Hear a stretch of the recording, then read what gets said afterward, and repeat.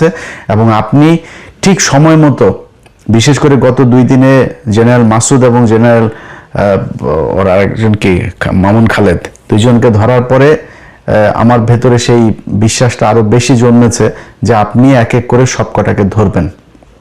এবং আপনারা একটা জিনিস বলে রাখি, তারেক রহমান, পৃথিবীতে কেউ সারা জীবন বাঁচে না। আপনাকে যেতে হবে, আমাকেও যেতে হবে। যদি সারা জীবন মানুষের মনে থাকতে চান আপনার বাবার মতো, তাহলে শুধু একটা কথা বলবো যে কিচ্ছু করার দরকার নেই ভাই।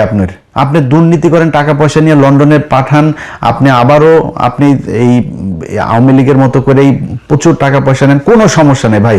খালি ইন্ডিয়ার বিরুদ্ধে আমাদের একটা জায়গায় দাঁড় করায় দিয়ে যাবেন, যেটা আমরা ইউনূসের কাছে চেয়েছিলাম, ইউনূস করে নাই। আপনার কাছে আমাদের প্রত্যাশা থাকবে এই কাজটা খালি করে দেন। আপনার যে কোনো বিপদে, এই দেশের যে কোনো বিপদে বাংলাদেশের 18 কোটি মানুষ এক হয়ে আপনার পাশে দাঁড়াবে।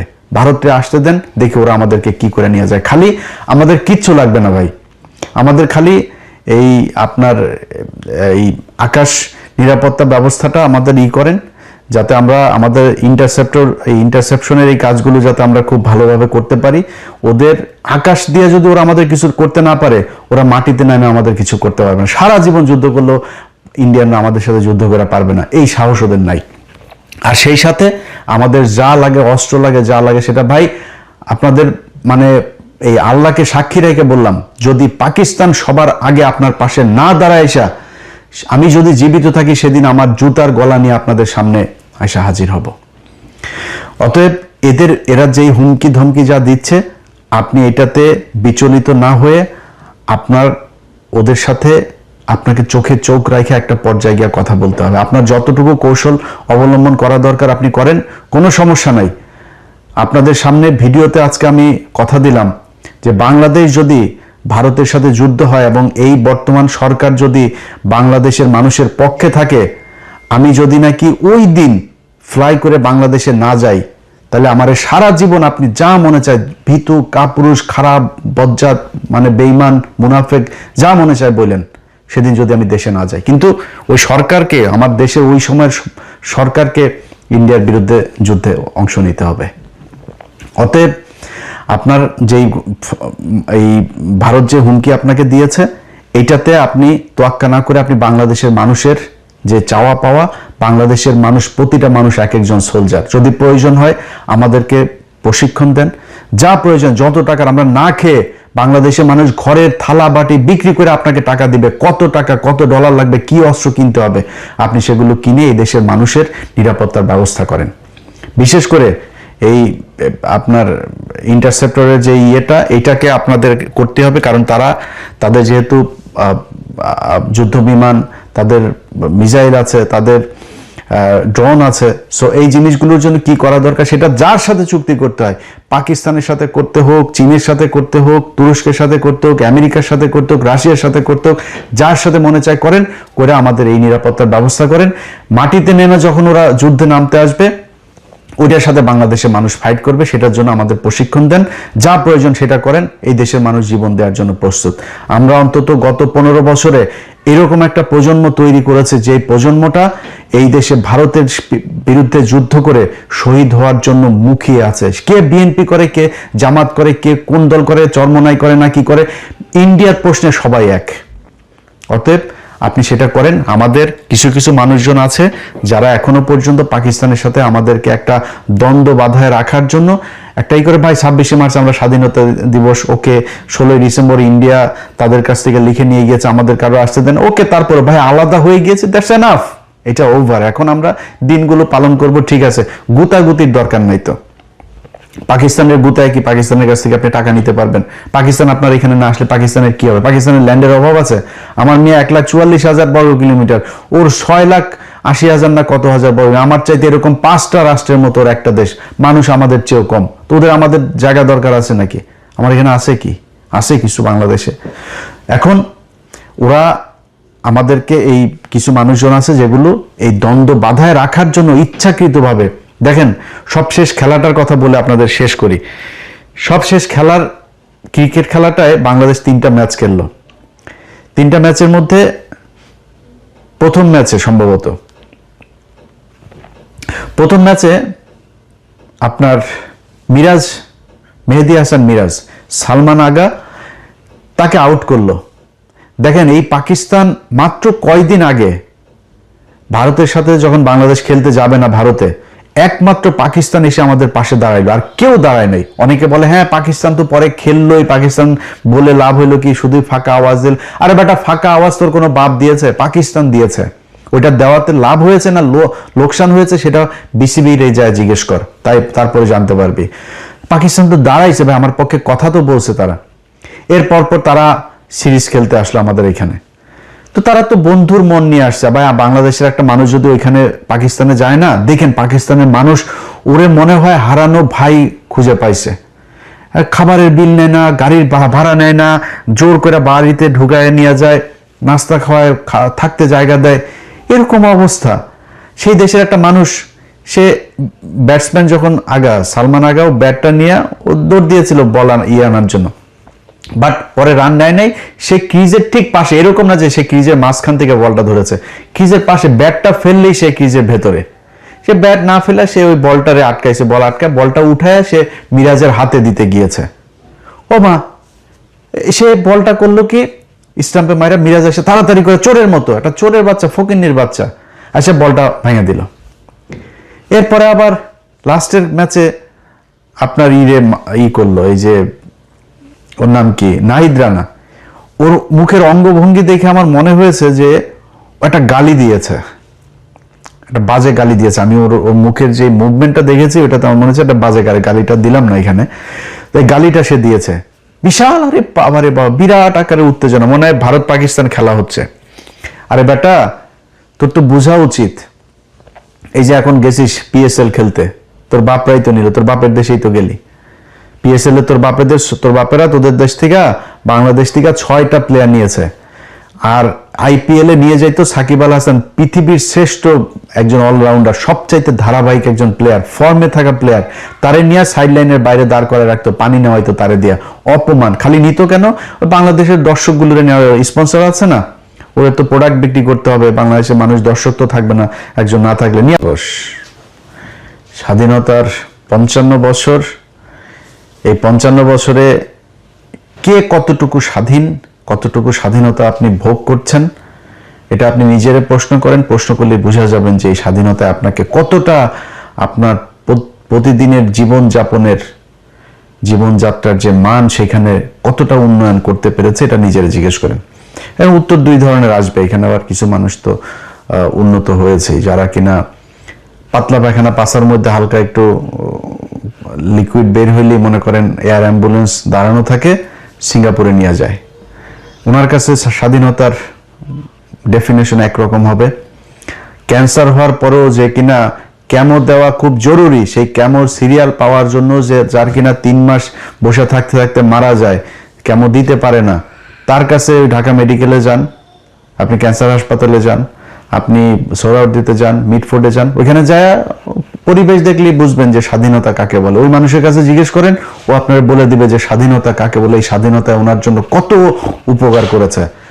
আজকে বাংলাদেশের যেটুকু অর্জন শুধুমাত্র একটা জায়গায়, সেটা হচ্ছে প্রবাসীরা দেশের বাইরে থাকে, এরা কিছু ডলার পাঠায়, এই ছাড়া বাংলাদেশের কোনো অর্জন নাই, কোনো জায়গায় কোনো অর্জন নাই। সেই মানুষগুলোরে গিয়ে জিজ্ঞেস করেন তাদেরকেও এই সরকার কতটুকু সুখে রাখতে পেরেছেন। একটা টিকিটের জন্য ঈদে দেশে আসতে পারেনি। সরকারের তো উচিত প্রতিটা প্রতি 2 ঈদে সবাইকে সমপরিমাণ টিকিটের সমপরিমাণ টাকা দিয়ে দিবে সরকার। জানেন, আপনার দেশে ঈদ করতে মন চায়, ছেলে মেয়েরে পড়ালেখা করেন অস্ট্রেলিয়া, ইংল্যান্ডে, আমেরিকায়, কানাডায়, আর ঈদের সময় তাদের সেই লন্ডন গিয়ে আবার বাজার টাজার মার্কেট টার্গেট করে নতুন মডেলের টাইফোন গোল্ড সব কিনে নিয়ে এসে তারপর ঈদ করতে মন চায়। আর সৌদি আরবের ওই প্রবাসীর ঈদ করতে মন চায় না। ওরা যায় জিজ্ঞেস করেন স্বাধীনতার মানে কি, ও বলে দেবে। সো আপনারা আমার এই ভিডিওটা যখন দেখছেন, আমাদের এই দেশের স্বাধীনতাটা হলো, এই ভিডিওটা দেখার 24 ঘন্টাও পার হয় নাই, দৌলতদিয়া পাটুরিয়া ঘাটের একটা বাস আস্তে করে ফেরি দিয়ে নেমে পানিতে পড়ে গেল। 40-50 জন যাত্রী নিয়ে, সেখানে আমি ভিডিও করার আগ পর্যন্ত যতটুকু জানতে পারলাম 25 জনের লাশ অলরেডি উদ্ধার করা হয়েছে, আরো কতজন মারা যাবে ঠিক নেই। আপনার এই মরার স্বাধীনতা তৈরি হয়েছে 1971 সালের যুদ্ধ মধ্য দিয়ে। আপনি মরবেন, এটাই স্বাধীনতা। আপনি প্রজা, আপনি ওদের গোলামি খাটবেন। ওদের একজন মারা যাবে, ওদের পরিবারের রাষ্ট্রীয় শোক হবে। আপনি 25 জন না 25,000 মারা গেল, রাষ্ট্রীয় শোক ঘোষণা করা হবে না। এটার নামই স্বাধীনতা। এই স্বাধীনতার জন্যে বাংলাদেশের মানুষ 1971 সালে যুদ্ধ করেনি, যুদ্ধ করেও নাই, এটাও বাস্তব কথা। এখন আপনি ওদেরকে বলবেন, ধরেন স্বাধীনতা এই যে এটা নিয়ে যে বিশাল আকারে সবচেয়ে বেশি করে আওয়ামী লীগকে জিজ্ঞেস করেন, তোর আব্বা বলেছিল তাজউদ্দিন নাকে তেল দিয়ে ঘুমাও, 27 তারিখ হরতাল। 1971 সালে 27 তারিখ হরতাল হওয়ার কথা ছিল। তাজউদ্দিনের মেয়ের লেখা বই, ভাই আপনি আমার বিশ্বাস করার দরকার নাই, আপনারও আমি বিশ্বাস করব না। সো আমরা 71-এর ওগুলি নিয়েই, যারা ওই সময়ের মানুষ তাদের কথা যা বলেছে তাদেরকে নিয়েই শুনবো।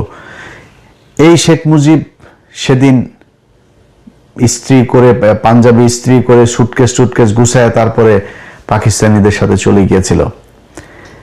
এই মুক্তিযুদ্ধের ইতিহাস নিয়ে শেখ মুজিবকে বানানো হয়েছে জাতির পিতা, আর জিয়াউর রহমানকে বানানো হয়েছে স্বাধীনতার ঘোষক। জিয়াউর রহমান স্বাধীনতার ঘোষক ছিল, এটা সত্যি কথা, কিন্তু এইটারও আবার আওয়ামী লীগ মিথ্যা বানিয়েছে। অতএব এই ইতিহাসের কোনোটাই সত্যি না। সত্যি যে ইতিহাস, সেটা যদি নাকি করতে চাইতো তাহলে 55 বছরে করা সম্ভব ছিল। প্রতি বছর একটা মন্ত্রণালয় করা হয়, বালযুদ্ধ মন্ত্রণালয়। এই বালযুদ্ধ মন্ত্রণালয়টাকে আপনার একজন মন্ত্রী দেয়, প্রতিমন্ত্রী, উপমন্ত্রী, সচিব, উপসচিব, যুগ্ম সচিব, সচিব দিয়া বিশাল একটা অফিস নিয়ে সচিবালয় তারা দখল করে আছে। সেই মুক্তিযোদ্ধা মন্ত্রণালয় 55 বছরে আজ পর্যন্ত আমাদেরকে বলতে পারে নাই কতজন মানুষ মারা গিয়েছিল, কতজন মুক্তিযোদ্ধা, কারা আসল মুক্তিযোদ্ধা, কারা আসল রাজাকার, কিচ্ছু না। এটা একটা ব্যবসা। এই ব্যবসা করে বিএনপি আসলে বিএনপি খায়, আওয়ামী লীগ আসলে সবচাইতে ব্যবসা করে খায়। এই ব্যবসা করার জন্যই এই মুক্তিযোদ্ধাটাকে আমাদের সামনে এইভাবে দাঁড় করায় রাখা হয়েছে।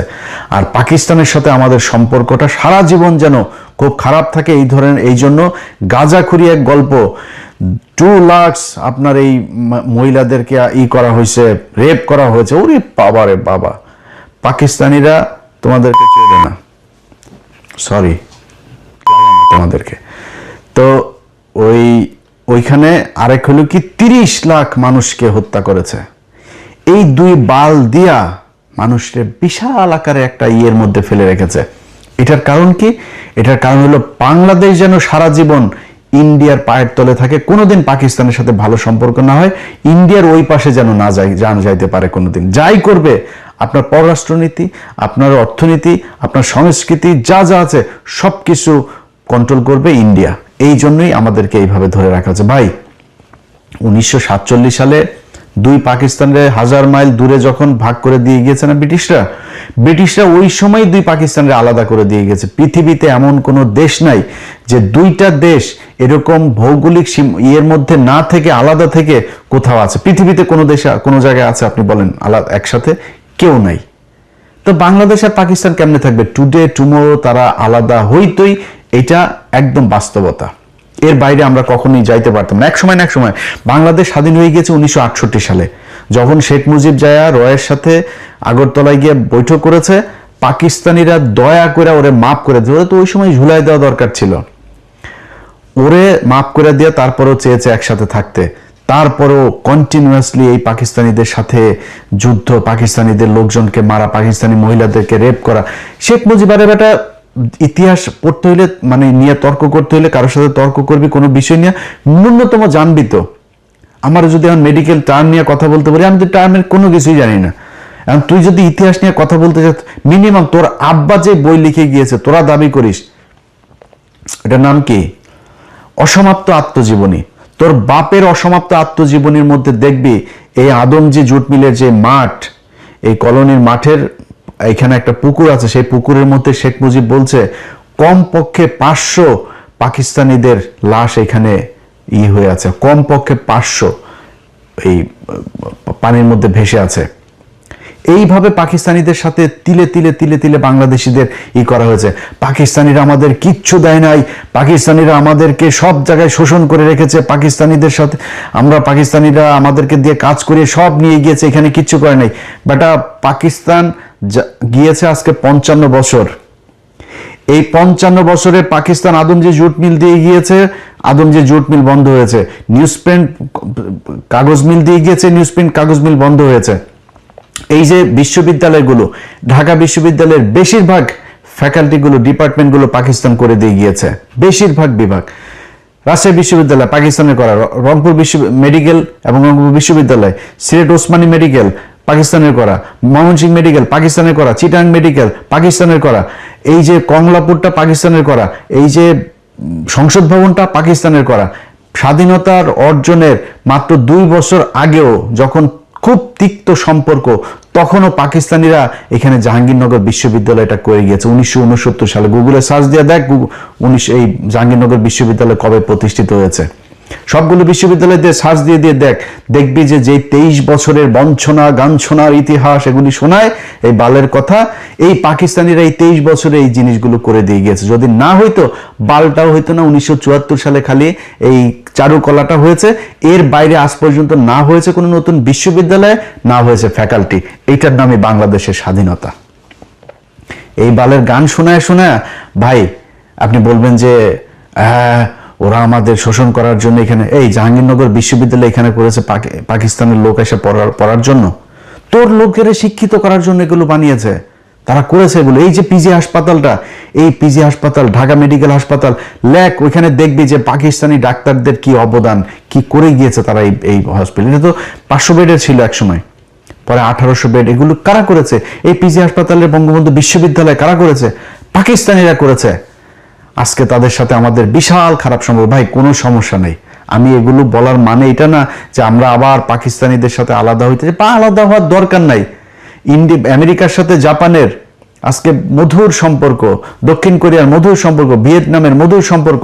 ভাই তাদের সাথে যুদ্ধ হয় নাই। আজকে আফগানিস্তানের সাথে রাশিয়ার সম্পর্ক ভালো, একসময় এরা যুদ্ধ করে স্বাধীন হয়েছে ওদের কাছ থেকে।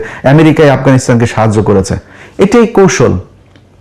যার যখন যাকে দরকার হবে, এই ইরানের সাথে রাশিয়ার সম্পর্ক খারাপ ছিল না, তারা আজকে রাশিয়ার কাছ থেকে সব সুযোগ সুবিধা নিচ্ছে না। আমাদের এই সুযোগ সুবিধা যেন আমরা নিতে না পারি, ভারতকে যাতে আমরা ওভারটেক করে কোথাও যাইতে না পারি, এই জন্য এই ধরনের এই গাঁজাখুরি গল্প সব জিয়ে রাখা হয়েছে, যেন পাকিস্তানিদের সাথে আমরা কোনোভাবে কোনো সুযোগ সুবিধা, কোনো চুক্তি, কোনো কিছু করতে না পারি। ভাই পাকিস্তান আলাদা, আমরা আলাদা। আমি আমার কাজে পাকিস্তানকে কাজে লাগাবো, পাকিস্তান পাকিস্তানের কাজে আমাকে কাজে লাগাবে। এইটাই এইভাবেই চলতে হবে।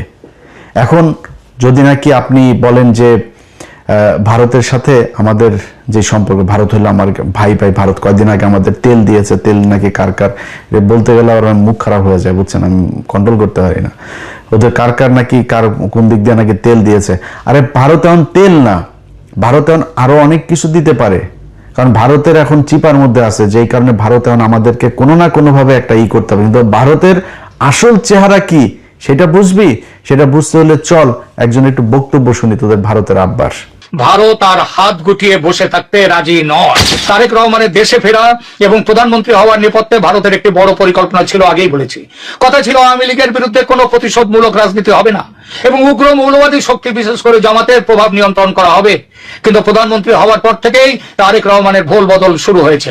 ভারতের দেয়া সেই প্রতিশ্রুতির কোনো প্রতিফলন এখন আর তার কাজে দেখা যাচ্ছে না। তিনি জামাতকে মন্ত্রিসভায় জায়গা দেওয়ার কথা ভাবছেন এবং আওয়ামী লীগের উপর রাজনৈতিক নিষেধাজ্ঞা ও আইসিটি ট্রাইব্যুনালের খড়গ বহাল রেখেছেন, বরং চিঠি দিচ্ছেন আইসিটির রায়ের প্রেক্ষিতে শেখ হাসিনা এবং আসাদুজ্জামান খান কামালকে যাতে তাড়াতাড়ি বাংলাদেশে প্রত্যর্পণ করা হয়। দিল্লির কূটনীতিকদের মতে এটি ভারতের সাথে করা বড় ধরনের কথা খেলাপি বা বিশ্বাসঘাতকতা। আওয়ামী লীগের ওপর থেকে নিষেধাজ্ঞার খাড়া তোলার কথা আর উঠছেই না। শেখ হাসিনাকে ফাঁসিতে ঝোলাবার জন্য উল্টে ভারতের কাছে ইউনূস জমানাচ্ছে, কড়া চিঠি দিয়ে প্রত্যর্পণ দাবি করছে তারেক রহমান সরকার। এসব কিসের লক্ষণ? এই সব কিছুই কি সেই পুরনো বিশ্বাসঘাতকতার নতুন সংস্করণ নয়? এটা ঠিক, তারেক রহমান সরকারের বয়স সবে 1 মাস। এর মধ্যে চরম সিদ্ধান্ত নেয়নি ভারত, তবে ঘরপোড়া গরু সিঁদুরে মেঘ দেখে ভয় পায়। তারেক সরকারের কাজকর্মে সেই সিঁদুরে মেঘের লক্ষণ কিন্তু স্পষ্ট ফুটে উঠছে। আওয়ামী লীগ নেতাদের জেল মুক্তির কোনো খবর নেই। যারা মুক্ত হচ্ছেন বিচার বিভাগের নির্দেশে নতুন মামলা দিয়ে তাদের আবার ঢুকিয়ে দেওয়া হচ্ছে জেলে। এই যদি বিএনপির গণতন্ত্র রক্ষার আসল ছবি হয় তাহলে সন্দেহ জাগেই। আর ঠিক এই কারণেই হয়তো এবার ভারত আর কোনো বিশেষ দূতের অপেক্ষা না করে অজিত ডোভালের মাধ্যমে সরাসরি 1 মাসের ডেডলাইন দিয়ে দিয়েছে। ভারত তার সাথে কথাবার্তা বলে শুধু কয়েকটি শর্তে কয়েকটি বিষয়ে কেবল একমত হয়েছিল, কথা নিয়েছিল তারেক রহমানের কাছ থেকে। তাদের মধ্যে 1, ভারতের উত্তর পূর্বাঞ্চলের বিচ্ছিন্নতাবাদীদের যেন বাংলাদেশের মাটি ব্যবহার করতে দেয়া না হয়। 2, দেশে ইনক্লুসিভ রাজনীতি যেন ফিরিয়ে আনা হয়, অর্থাৎ আওয়ামী লীগকে সরকারি নিষেধাজ্ঞা থেকে মুক্ত করা যেন হয়, এবং একই সঙ্গে ক্রাইম ট্রাইব্যুনালের অন্যায্য অবৈধ বিচারকে আইন বিরুদ্ধ বলে ঘোষণা করে সেই বিচারকে বাতিল করা। এবং 3, সরকারে কোনোভাবেই চরমপন্থী বা মৌলবাদী শক্তি যেমন জামায়াতের সরাসরি অংশগ্রহণ থাকবে না। ভারতের এই 3 শর্তে সহমত হলে তারেক দেশে ফেরেন এবং ভারত সব রকমের সহযোগিতা দিয়ে তারেকের জয়ের পথ প্রশস্ত করে। কিন্তু প্রধানমন্ত্রী হবার পর তারেক রহমান কি সেই 2004 সালের মতোই ভারতের বিশ্বাস ভাঙতে চলেছেন? ভবিষ্যতের পথ নিষ্কণ্টক রাখতে শেখ হাসিনার দেশে ফেরা বন্ধ করো, মৃত্যুদণ্ড বহাল রাখো, আওয়ামী লীগকে নিষিদ্ধ রেখে দাও, রাজনীতিতে যেন ফিরতে না পারে আওয়ামী লীগ, যাতে আমেরিকার দালালি করবার জন্য বাংলাদেশ অনন্তকাল তৈরি হতে পারে। দিল্লির রণমূর্তি এই কারণেই, এই জন্যই অজিত ডোভালের চরম বার্তা। কেননা পরিস্থিতি আবার সেই 2004-এর দিকে চলেছে। এই পরিস্থিতিতে ভারত আর হাত গুটিয়ে বসে থাকতে রাজি নয়। নির্ভরযোগ্য সূত্রের খবর অনুযায়ী সেখানে ডোভাল সাহেব কোনো কূটনৈতিক মারপ্যাচ নয়, বরং সরাসরি টাইম বাউন্ড হুঁশিয়ারি দিয়েছেন বাংলাদেশের ডিজিএফআই কে সামনে বসিয়ে। কি ছিল সেই হুঁশিয়ারিতে? 1, আগামী 1 মাসের মধ্যে আওয়ামী লীগের উপর থেকে সমস্ত রাজনৈতিক নিষেধাজ্ঞা তুলে নিতে হবে। 2, আইসিটি অধ্যাদেশ এবং তার অধীনে দেওয়া সমস্ত সাজা ও শেখ হাসিনার মৃত্যুদণ্ডের নির্দেশ বাতিল করতে হবে। 3, যদি এই 1 মাসের মধ্যে কোনো কার্যকর পদক্ষেপ না নেওয়া হয় তবে ভারত তার নিজের স্বার্থ, তার জাতীয় স্বার্থ রক্ষায় যে ব্যবস্থা উপযুক্ত মনে করবে সেই ব্যবস্থা নিতে বাধ্য হবে। এই হুঁশিয়ারি শুধু কথার কথা নয়। ভারতের নিরাপত্তা বিশ্লেষকরাও বলছেন জামাতের উত্থান মানেই ভারতের উত্তর পূর্বাঞ্চলের অস্থিরতা তৈরি করা। ভারত কোনোভাবেই তার প্রতিবেশী রাষ্ট্রে পাকিস্তান ঘেঁষা কোন মৌলবাদী শক্তি, যে শক্তি বাংলাদেশের স্বাধীনতার শত্রু, তাদেরকে সহ্য করবে না। ভারত স্পষ্ট বলেছে সংসদে বিএনপির একক সংখ্যাগরিষ্ঠতা আছে, তবুও জামায়াতকে মন্ত্রী করার কথা উঠছে কেন? পুরনো ভালোবাসার টান, আমেরিকার চাপ? বাংলাদেশ যেন মনে রাখে আমেরিকার সমস্ত হুমকি উড়িয়ে দিয়ে 71-এ ভারতের ফৌজ স্বাধীন করেছিল বাংলাদেশকে। আজ দরকার হলে ভারতের ফৌজ উপযুক্ত ব্যবস্থা নিতে এবারও পিছিয়ে আসবে না। এই হলো ভারতের বন্ধুত্ব। এটা শুরু আজকে থেকে না, সেই 1971 সালের 16 ডিসেম্বর থেকে শুরু করে আজকে পর্যন্ত ভারত কখনো মানতেই পারে নাই যে বাংলাদেশ একটা স্বাধীন রাষ্ট্র। তারেক রহমান তার কথা না শুনলে সে এখানে সোলজার পাঠাবে। সোলজার পাঠা, তোরা সোলজার পাঠা, বাংলাদেশে পাঠা, ইস্ট পাকিস্তান, ওয়েস্ট পাকিস্তান, 2 পাকিস্তান মিলা বাম্বু লাগাবে। পাঠা তোরা, যদি ক্ষমতা থাকে তাহলে বাংলাদেশের সোলজার পাঠা, ন্যাংটা বানায় ছেড়ে দিবে। বাংলাদেশের প্রতিটা মানুষকে শুধু একটা কথা বলি ভাই, কথা খুব খারাপ লাগতে পারে, চেতনায় আবার কাছে আগুন লাগতে পারে অনেকের। এই বাংলাদেশ যেদিন আক্রান্ত হবে সেদিন সবার আগে পাকিস্তানি ভাইয়েরা এসে আপনার পাশে দাঁড়াবে। এটা গ্যারান্টি দিলাম। আমি জীবিত থাকি অথবা মৃত থাকি, একটা কথা বললাম, Pakistan will be the first country আপনারে সাপোর্ট করার জন্য। অতএব পাকিস্তানের সাথে ভাই আমাদের কৌশলগত ভালো সম্পর্ক থাকতে হবে, তাদের সাথে আমাদের অস্ত্রের চুক্তি থাকতে হবে, মিলিটারি চুক্তি থাকতে হবে, বাণিজ্যিক চুক্তি থাকতে হবে, পাকিস্তানের সাথে সব ধরনের চুক্তি থাকতে হবে। যদি না হয় তাহলে এরা সারা জীবন আমাকে এইভাবে এই ধরনেরই করে যাবে। তারেক রহমান যেই কথাগুলো আমরা এর আগে আনন্দবাজারেও শুনেছি, এই ব্যক্তিও যেই কথাগুলো বলল, আপনি চুক্তি করে এসেছেন, যদি কৌশল হয়ে থাকে, 111-এ খালেদা জিয়াকে অফার দেওয়া হয়েছে, খালেদা জিয়া বলেছে না আমি 111-এর এদের কোনো কিছু বৈধতা দিব না, পরে শেখ হাসিনাকে বৈধতা, এই প্রণব মুখার্জি তার বইতে লিখেছেন। তো আমরা ধরে নিলাম আপনি কৌশল করেই তারপরে তাদের সাথে মিলেমিশে এসেছেন, এবং আমরা এখনো পর্যন্ত, আমি আমার কথা বলি, আমি কিন্তু এখন পর্যন্ত আপনার প্রতি আমার যথেষ্ট সম্মান আছে তারেক রহমান। আপনার কিছু বিষয় আমি জানি যে বিষয়গুলোর কারণে আমার বিশ্বাস যে আপনি কোনোদিন শেখ হাসিনা হবেন না, জিয়া পরিবার কখনো শেখ পরিবার হবে না, এই বিশ্বাসটা আমার আছে। এবং আপনি ঠিক সময় মতো, বিশেষ করে গত 2 দিনে জেনারেল মাসুদ এবং জেনারেল ওর আরেকজনকে মামুন খালেদ, দুইজনকে ধরার পরে আমার ভেতরে সেই বিশ্বাসটা আরো বেশি জন্মেছে যে আপনি এক এক করে সব কটাকে ধরবেন। এবং আপনারা একটা জিনিস বলে রাখি, তারেক রহমান, পৃথিবীতে কেউ সারা জীবন বাঁচে না। আপনাকে যেতে হবে, আমাকেও যেতে হবে। যদি সারা জীবন মানুষের মনে থাকতে চান আপনার বাবার মতো, তাহলে শুধু একটা কথা বলবো যে কিচ্ছু করার দরকার নেই ভাই। আপনি দুর্নীতি করেন, টাকা পয়সা নিয়ে লন্ডনে পাঠান, আপনি আবারও আপনি এই আওয়ামী লীগের মতো করেই প্রচুর টাকা পয়সা নেন, কোনো সমস্যা নেই ভাই। খালি ইন্ডিয়ার বিরুদ্ধে আমাদের একটা জায়গায় দাঁড় করাই দিয়ে যাবেন, যেটা আমরা ইউনূসের কাছে চেয়েছিলাম, ইউনূস করে নাই। আপনার কাছে আমাদের প্রত্যাশা থাকবে এই কাজটা খালি করে দেন। আপনার যে কোনো বিপদে, এই দেশের যে কোনো বিপদে বাংলাদেশের 18 কোটি মানুষ এক হয়ে আপনার পাশে দাঁড়াবে। ভারতে আসতে দেন, দেখি ওরা আমাদেরকে কি করে নিয়ে যায়। খালি আমাদের কিচ্ছু লাগবে না ভাই, আমাদের খালি এই আপনার এই আকাশ নিরাপত্তা ব্যবস্থাটা আমাদের করেন, যাতে আমরা আমাদের ইন্টারসেপশনের এই কাজগুলো যাতে আমরা খুব ভালোভাবে করতে পারি।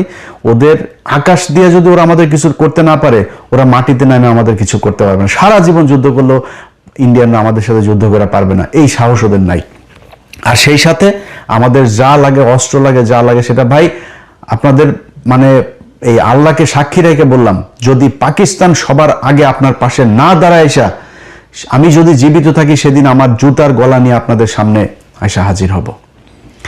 অতএব এরা যেই হুমকি ধমকি যা দিচ্ছে, আপনি এটাতে বিচলিত না হয়ে আপনার ওদের সাথে আপনাকে চোখে চোখ রেখে একটা পর্যায়ে গিয়ে কথা বলতে হবে। আপনার যতটুকু কৌশল অবলম্বন করা দরকার আপনি করেন, কোনো সমস্যা নাই। আপনাদের সামনে ভিডিওতে আজকে আমি কথা দিলাম যে বাংলাদেশ যদি ভারতের সাথে যুদ্ধ হয় এবং এই বর্তমান সরকার যদি বাংলাদেশের মানুষের পক্ষে থাকে, আমি যদি নাকি ওই দিন ফ্লাই করে বাংলাদেশে না যাই, তাহলে আমার সারা জীবন আপনি যা মনে চায়, ভীতু, কাপুরুষ, খারাপ, বজ্জাত, মানে বেঈমান, মুনাফেক, যা মনে চায় বলেন, সেদিন যদি আমি দেশে না যাই। কিন্তু ওই সরকারকে, আমার দেশের ওই সময়ের সরকারকে ইন্ডিয়ার বিরুদ্ধে যুদ্ধে অংশ নিতে হবে। অতএব আপনার যেই এই ভারত যে হুমকি আপনাকে দিয়েছে, এইটাতে আপনি তোয়াক্কা না করে আপনি বাংলাদেশের মানুষের যে চাওয়া পাওয়া, বাংলাদেশের মানুষ, প্রতিটা মানুষ এক একজন সোলজার, যদি প্রয়োজন হয় আমাদেরকে প্রশিক্ষণ দেন, যা প্রয়োজন, যত টাকার, আমরা না খেয়ে বাংলাদেশের মানুষ ঘরের থালা বাটি বিক্রি করে আপনাকে টাকা দিবে, কত টাকা, কত ডলার লাগবে, কি অস্ত্র কিনতে হবে, আপনি সেগুলো কিনে এই দেশের মানুষের নিরাপত্তার ব্যবস্থা করেন। বিশেষ করে এই আপনার ইন্টারসেপ্টরের যে এইটাকে আপনাদের করতে হবে, কারণ তাদের যেহেতু যুদ্ধ বিমান, তাদের মিসাইল আছে, তাদের ড্রোন আছে, সো এই জিনিসগুলোর জন্য কি করা দরকার সেটা যার সাথে চুক্তি করতে হয়, পাকিস্তানের সাথে করতে হোক, চীনের সাথে করতে হোক, তুরস্কের সাথে করতে হোক, আমেরিকার সাথে করতে হোক, রাশিয়ার সাথে করতে হোক, যার সাথে মনে চায় করেন, করে আমাদের এই নিরাপত্তার ব্যবস্থা করেন। মাটিতে নেমে যখন ওরা যুদ্ধে নামতে আসবে, ওইটার সাথে বাংলাদেশের মানুষ ফাইট করবে, সেটার জন্য আমাদের প্রশিক্ষণ দেন, যা প্রয়োজন সেটা করেন। এই দেশের মানুষ জীবন দেওয়ার জন্য প্রস্তুত। আমরা অন্তত গত 15 বছরে এরকম একটা প্রজন্ম তৈরি করেছে, যে প্রজন্মটা এই দেশে ভারতের বিরুদ্ধে যুদ্ধ করে শহীদ হওয়ার জন্য মুখিয়ে আছে। কে বিএনপি করে, কে জামাত করে, কে কোন দল করে, চরমনাই করে না কি করে, ইন্ডিয়ার প্রশ্নে সবাই এক। অতএব আপনি সেটা করেন। আমাদের কিছু কিছু মানুষজন আছে যারা এখনো পর্যন্ত পাকিস্তানের সাথে আমাদেরকে একটা দ্বন্দ্ব বাধায় রাখার জন্য একটাই করে, ভাই 26শে মার্চ আমরা স্বাধীনতা দিবস, ওকে 16ই ডিসেম্বর ইন্ডিয়া তাদের কাছ থেকে লিখে নিয়ে গিয়েছে, আমাদের কারো আসতে দেন, ওকে, তারপরে ভাই আলাদা হয়ে গিয়েছে, দ্যাটস এনাফ, এটা ওভার। এখন আমরা দিনগুলো পালন করব, ঠিক আছে, গুতাগুতির দরকার নাই তো। পাকিস্তানের গুতায় কি পাকিস্তানের কাছ থেকে আপনি টাকা নিতে পারবেন? পাকিস্তান আপনার এখানে না আসলে পাকিস্তানের কি হবে? পাকিস্তানের ল্যান্ডের অভাব আছে? আমার মেয়ে 1,44,000 বর্গ কিলোমিটার, ওর 6,80,000 না কত হাজার বর্গ, আমার চাইতে এরকম 5টা রাষ্ট্রের মতো ওর একটা দেশ, মানুষ আমাদের চেয়েও কম। তো ওদের আমাদের জায়গা দরকার আছে নাকি? আমার এখানে আছে কি? আছে কিছু বাংলাদেশে। এখন ওরা আমাদেরকে, এই কিছু মানুষজন আছে যেগুলো এই দ্বন্দ্ব বাধায় রাখার জন্য ইচ্ছাকৃতভাবে, দেখেন সবশেষ খেলাটার কথা বলে আপনাদের শেষ করি। সবশেষ খেলার ক্রিকেট খেলাটায় বাংলাদেশ 3টা ম্যাচ খেললো। 3টা ম্যাচের মধ্যে প্রথম ম্যাচে সম্ভবত প্রথম ম্যাচে আপনার মেহেদী হাসান মিরাজ সালমান আগা তাকে আউট করলো।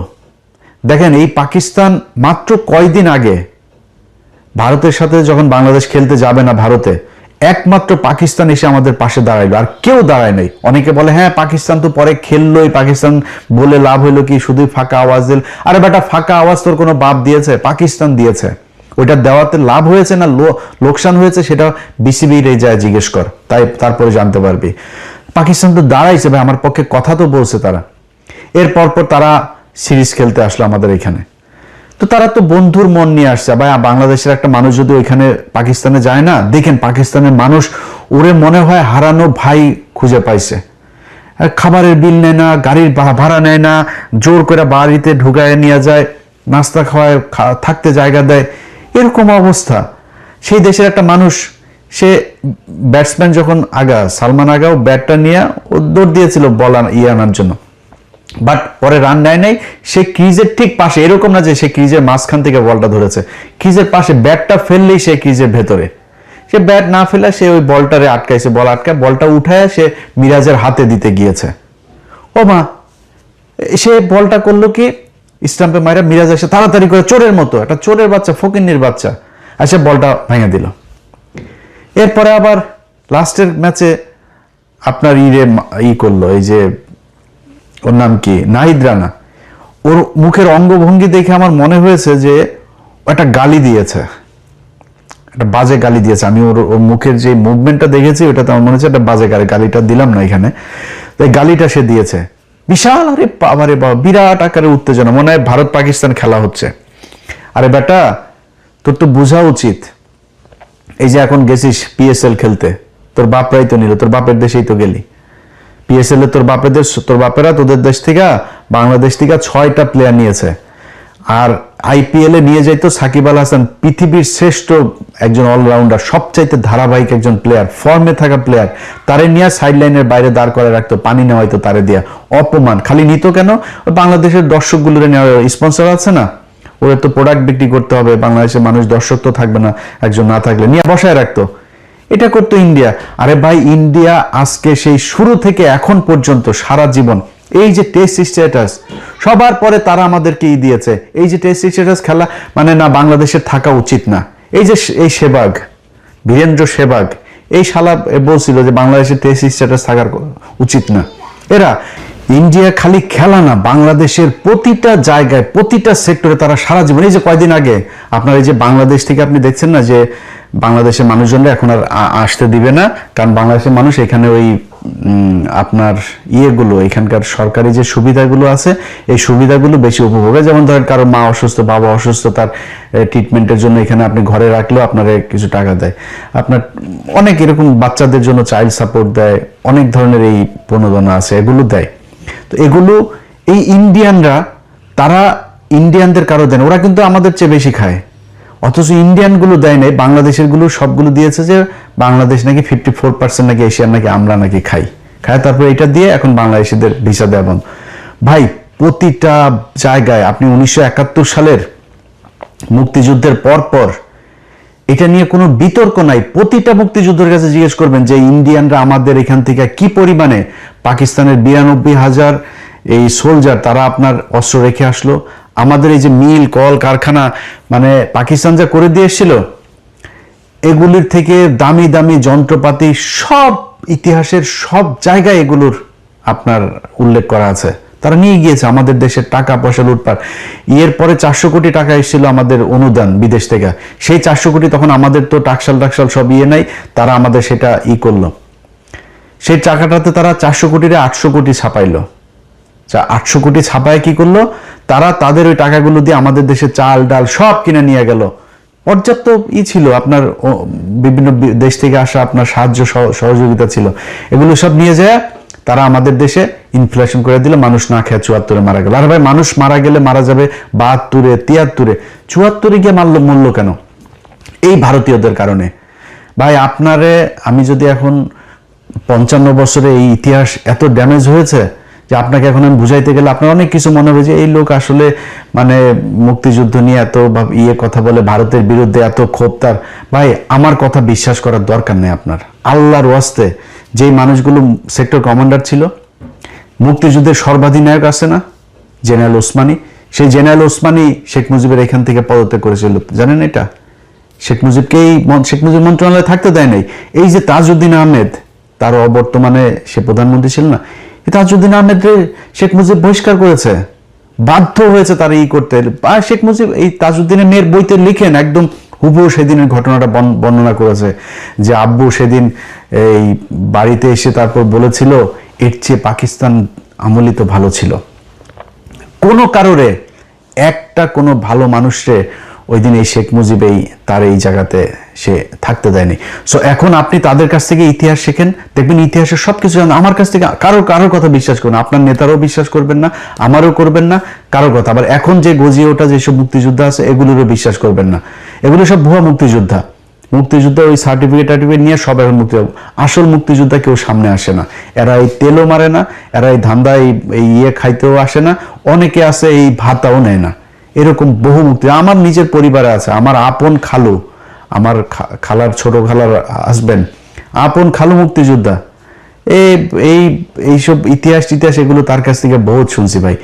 আপনার সেক্টর কমান্ডার আছে না, সেক্টর কমান্ডার সবচাইতে বড় সেক্টর 9 নম্বর সেক্টর খুলনা অঞ্চলের, এই 9 নম্বর সেক্টরের সেক্টর কমান্ডার আপনার মেজর জলিল। জানেন মেজর জলিল কোথায় মারা গেছিল? এটা জানেন কেউ? মেজর জলিল এই করাচিতে গিয়ে মারা গেছিল। দেখেন ওনার দেখেন, ওনার গুগলে যান, ওনার দেন, করাচিতে গিয়ে মারা গেছিল। এই বাংলাদেশের প্রতি ঘৃণা, ইন্ডিয়ার প্রতি ঘৃণায় সেই দেশটায় থাকতে পারে নাই, সেই জীবনটা সেইখানে মারা গিয়েছে। একজন সেক্টর কমান্ডার। আপনার কাছ থেকে আমি ইতিহাস শিখবো ভাই। আপনি আমার সাথে ইতিহাস নিয়ে করবেন, ডিবেট করবেন, কথা বলবেন, যে বলতে চায়, যত বড় মুক্তিযোদ্ধা আছে যে আছে, আমি আমার মুখ থেকে একটা কথা বলবো না, বই থেকে কোট আনকোট কথা বলবো। তার চাইতে বড় মুক্তিযোদ্ধার বই থেকে আমি তার রেফারেন্স দিব যে এই মুক্তিযুদ্ধে এটা বলে গেছে, আপনি এটা কোথায় পেলেন? আমার মুখ থেকে একটা কথা বলবো না, কে আছেন বলেন, আমি তার সাথে বসবো।